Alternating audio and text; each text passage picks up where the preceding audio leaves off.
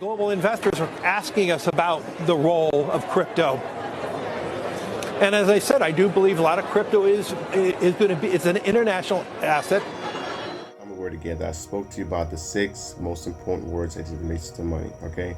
And those 6 words started with the 3 basic primary words that I spoke about. Do you remember them? It's very simple. Income, expenses, and taxes. Okay, now as I broke down income, expenses, and taxes, one of the key things I spoke about, and I described, like I said, all 6 words when I spoke about those 3 basic ones. So as I speak about it now, I want you to pay attention to the hidden, what's behind it, because that's how money works. You have to pay attention to what's going on behind it. So I encourage you, ladies and gentlemen, don't make it about judge the merit of what's being said, not the speaker, okay? Don't judge by who I am, what I've done in my history. Judge the information, how it can be applied to your life, and the wisdom behind it, and what you've researched historically from it. There's a saying, the further you look in the past is the further you can see in the future. And that's really what we're doing right now. We're going to be taking the time to look at the historical standpoints of money. And that's what we're talking about, because income, expenses, and taxes are a part of money. And it's important that we learn these things to be financial literate in this day and age, in this time. So one of the first things I want to point out is that, as I spoke about before, the poor dad would trade his time for money on a job by working a job. But in doing so, he normally spends more in taxes. And why would he spend more in taxes? Well, the reason why he spends more in taxes is because he buys liabilities. Now, liabilities are things like your mortgage, your credit card payments, a new car payment, going shopping for stuff like that. Now, these things are nice to have, but they're liabilities. Why? Because they don't gain you anything in return. And by not gaining you anything in return, you're taxed on it additionally. So you're now spending additional taxes on that income. So now you just got hit with income tax as he earned this income on a job, hours for dollars. So hours for dollars, he got this income and it was taxed before he got it. And then he turned around and bought liabilities, which was taxed again. So that's the one word that you need to pay attention to, liabilities. That's number 4. Number 5, rich dad, like I spoke to you about. What did he do? He went in debt. And you're like, why would the rich person choose to go in debt first? Everybody talks about getting out of debt. What are you doing with the debt? Because liabilities are debt. When you take out a new car payment, that's a debt. It is a debt, but it's a liability unless you're using it for Uber, for business. It's a liability. If you're just buying a single family house, it's a liability. If you're buying a multifamily property that you can rent out, or an investment property, then it becomes an asset. But what are you doing with your income? That's what I'm talking about. Now, asset is the other word. And why is that? Because the rich dad goes into debt to buy assets, income producing assets. And with those income producing assets, he's able to do 2 things. A, repay the loan, which increases his credit score, which we spoke about. And in the second part, he's able to then turn around and then get an income. Remember, at America's Best 401k, yes. And you've specifically looked into the fees that people pay at 401ks and the fact that most people don't even know that they pay a fee. This is the most amazing thing. It's a $4.4 trillion industry that for 30 years, they didn't have to tell you what they were charging you. Only 3 years ago, the Department of Labor changed the rules and said, you got to tell people what you charge them. Wow. So now they do that by giving you a 35 or 50-page disclosure document that if you have a PhD in finance, maybe you can figure out the hidden fees. Yeah, good luck. So here's what you have to know. Most people, 58% of the people don't even think there are any fees. Mm-hmm. I did 3 core messages for your viewer. 1, fees matter and you're paying them. A 1% in fee, because of the compounding over time, costs you 10 years of retirement income. The average person thinks they're paying less than 1% or nothing, and they're paying 3.1%. That's 30 years of fees. So I'll give you an example. If you have a 35-year-old person, they have $100,000 and they put it in the market and they let it compound for 30 years till they're going to retire, and they're paying 1% in fees, they have $761,000, which is nice growth from that time. But if you paid 3% in fees for the same stocks, you have $432,000. So in other words, you have 76% more money if you have less fees. Or on the other view, you have 19 years less income. So people don't understand that fees. What does he do with that income coming in, like we spoke about? They put it in a life insurance policy, like an index universal life insurance policy. And what did that happen? What does that do? That allows them to be tax deferred. A. B. Secondly, it allows it to develop a cash value that they can borrow on later. So later they not only have that cash tax deferred, but money tax deferred, but then they can take that cash and then purchase a new investment property. They can purchase acquire more assets, and this time they're not having to go in debt. They already have the assets that's producing the income. They put that income into an IUL, an index universal life insurance, that's producing them a compounded, uninterrupted compounded interest on top of the income. So every time they put that income in, it's being compounded into that account. And that's the beautiful thing about it. So when they borrow against it, they're borrowing their own money. They don't have to qualify for it, so they never have to qualify for the loan again. Which leads me to number 6. The 6th word in that process is cash flow.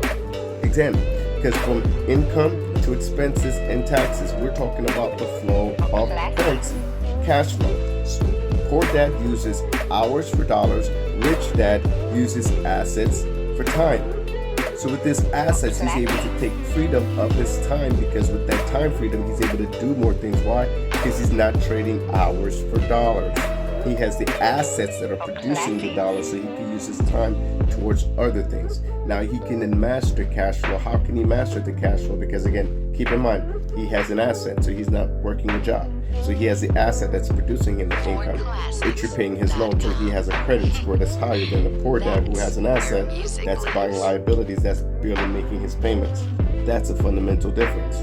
Now, who are the poor dads? Normally the 9-to-5 workers. Who are the rich dad? Normally the entrepreneurs. How many 9-to-5 millionaires do you know? Stop.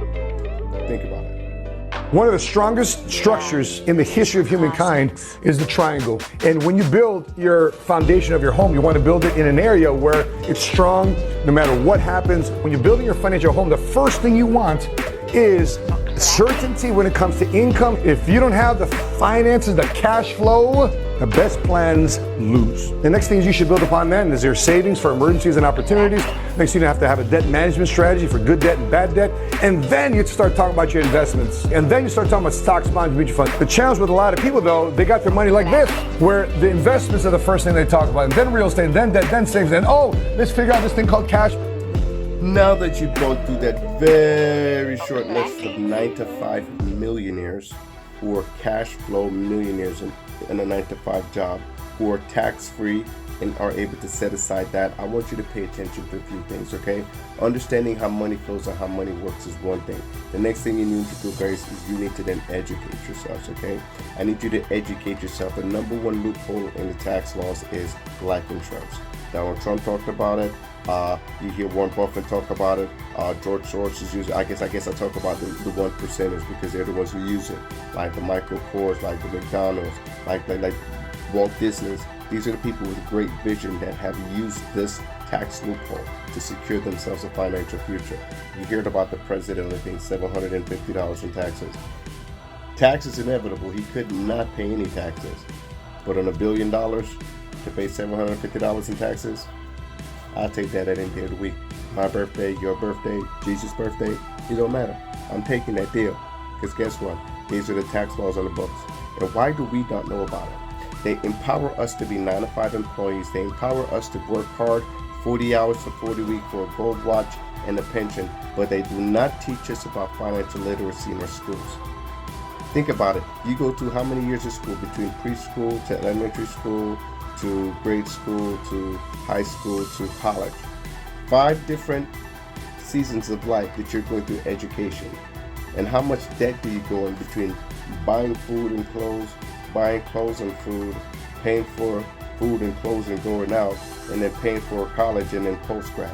How much debt do you go in during that time and process? Who's capitalizing on that debt? Now, if you're a person and you are in debt, or you know somebody in debt, I encourage you guys, in my Life Hacks link, guys, Life Hacks for Entrepreneurs, I'm going to include a link right now for debt solutions, okay? They're absolutely amazing. They'll be able to take care of you. Their goal is to get you completely debt-free within 2 to 3 years, okay? That's their track record, that's their history, and if you want to do it faster than that, just let them know exactly what you need, and I guarantee you they'll have a solution for you, okay? So I'll put the link there again. Again, it's not just about AI, guys. AI has helped you to 10x and 100x your business, but guess what? As a person in business, you need to also understand what do I need to do for myself and my finances, and that's the importance of why I want to bring you this information. So guys, again, remember, your purpose on this earth is not to please me, nor is it to fulfill unfulfilled emotional parent childhood need. There's no mystery. Check the history. Let everyone be proud of their very own.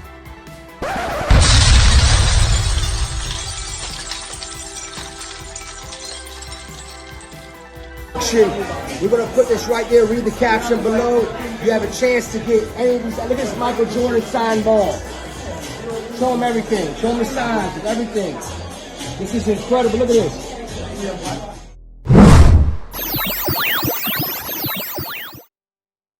Today we here and TD we're doing something special. I mean, you helped put this together, and we just want to salute the CEO of Post. And y'all see, this is history. First black-owned cereal company. Put a comment below if you found value in this video today, guys. Like, subscribe, and make sure you share the channel. Hit that notification bell. Send it to somebody you know, and again, pay attention, guys. Jason Miller, Life Hacks HQ for Entrepreneurs.